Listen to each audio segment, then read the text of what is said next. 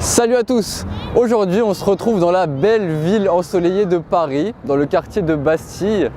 Et j'ai trouvé que c'était l'endroit idéal pour vous faire cette troisième vidéo du Vegan Challenge. Aujourd'hui on va traiter du véganisme collectif. Donc voilà comment le fait de devenir vegan pendant un mois a influencé ma relation avec mon entourage et comment j'ai géré ça. Et pour ça je me suis dit que ce serait idéal en fait d'aller dans un restaurant vegan donc qui se trouve pas loin d'ici au métro Saint-Sébastien-Froissart. Voilà, je vous emmène avec moi, c'est parti!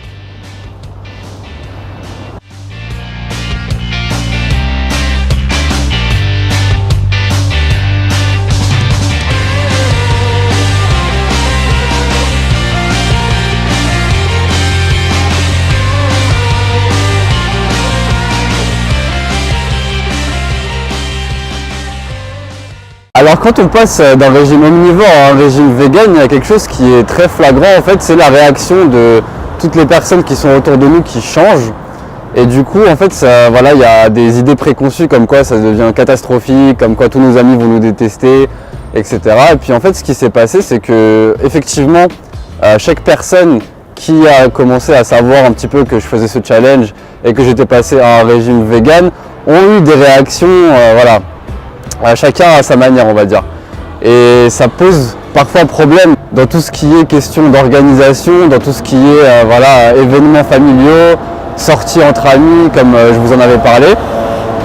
Et du coup c'est vrai que c'est quelque chose qu'il faut apprendre à gérer et ça va nous demander bien sûr, enfin ça m'a demandé en tout cas de m'adapter à de nouvelles situations que je devais gérer de manière différente. Donc ce que je vous propose, là on est arrivé au restaurant dont je vous ai parlé, c'est qu'on se pose à l'intérieur et puis que je vous dise un petit peu qu'est-ce que j'en ai retiré et quels seraient les conseils entre guillemets que je pourrais donner à des gens qui voudraient se lancer dans un challenge vegan et comment moi je les gérais personnellement. Let's go! C'était ouais mais Thomas, comment on va faire quand on aura des événements familiaux, quand on aura des invités, etc. Ça va un petit peu... Allez-y, vous pouvez y aller, c'est bon. Je vais refaire. 4, c'est ça. Vas-y, bah refais une nouvelle vidéo. Celle-là, je vais la couper. Alors, au niveau des réactions que j'ai eues quand j'ai annoncé autour de moi que j'allais lancer ce challenge vegan, c'était par exemple au niveau de ma famille. Ils m'ont tout de suite dit, oh là là, mais Thomas, comment on va faire quand il y aura des événements familiaux, quand on aura des invités, etc. Ça va être compliqué. Même mes amis me disaient directement oh là là mais quand on va aller au restaurant Thomas ça va toujours être une galère, il va toujours falloir s'adapter, il va toujours voilà et du coup bon, c'était tout de suite très beaucoup de doutes et beaucoup de négativité. Alors dans l'application concrète des choses ça a été beaucoup plus simple que ça. Par exemple au niveau des événements avec les amis etc. Donc tout ce qui est sorti au restaurant ou même quand j'ai été invité chez eux ça s'est très bien passé. Et il y a un truc qui a vraiment joué sur ça, sur le fait que ce soit aussi fluide en fait. C'est déjà la curiosité par rapport à tester de nouvelles choses. Donc j'arrivais très facilement en fait à amener les gens à vouloir tester de nouveaux restaurants parce que on se rend compte au final quand on s'intéresse à ça qu'il y a beaucoup d'enseignes qui proposent des produits végétaliens. Et quand on voit à quel point ils ressemblent, donc par exemple tout ce qui est burger, tout ce qui est briques, etc., qui ressemble à tout ce qu'on peut consommer quand on est dans un régime omnivore, bah ça intéresse les gens, ils veulent comparer, ils veulent savoir, etc. Donc ça a été quelque chose qui a beaucoup voilà, amené des situations dans lesquelles je pouvais inviter des gens à tester des restaurants véganes et eux ils étaient très satisfaits. En général, tout le monde toutes les personnes qui ont testé de la nourriture végane ont trouvé ça très bon au goût. Et ensuite, au niveau de la famille, donc ça s'est aussi très bien passé. Tout le monde s'est très vite adapté. Et dans les événements où c'était un petit peu plus, voilà, les événements particuliers, là j'avais soit mon plat que je prenais tout seul, ou alors carrément on faisait un plat végétalien qu'on pouvait partager. Et ça a amené des situations beaucoup plus voilà, convivial, c'était ouais, on teste un truc tous ensemble, donc c'était vraiment, ça s'est vraiment très bien passé au final à ce niveau-là. Alors là, on est dans un exemple plutôt concret. J'ai invité une amie dans un restaurant vegan, dans le cadre aussi de filmer cette vidéo, mais elle a accepté avec plaisir. Et puis là, on va déguster de très bons plats, donc une bonne crêpe aux champignons vegan.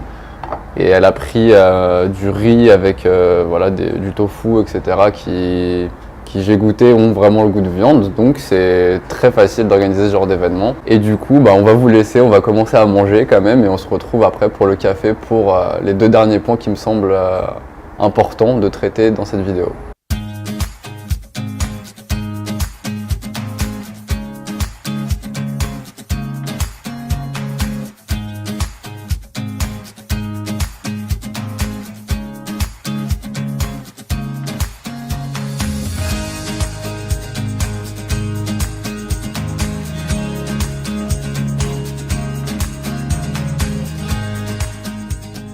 Alors voilà, on a fini de manger, donc c'était très bon, encore une fois. Et donc je profite du fait qu'on ait pris un petit café pour vous parler des 2 derniers points qui me semblent importants.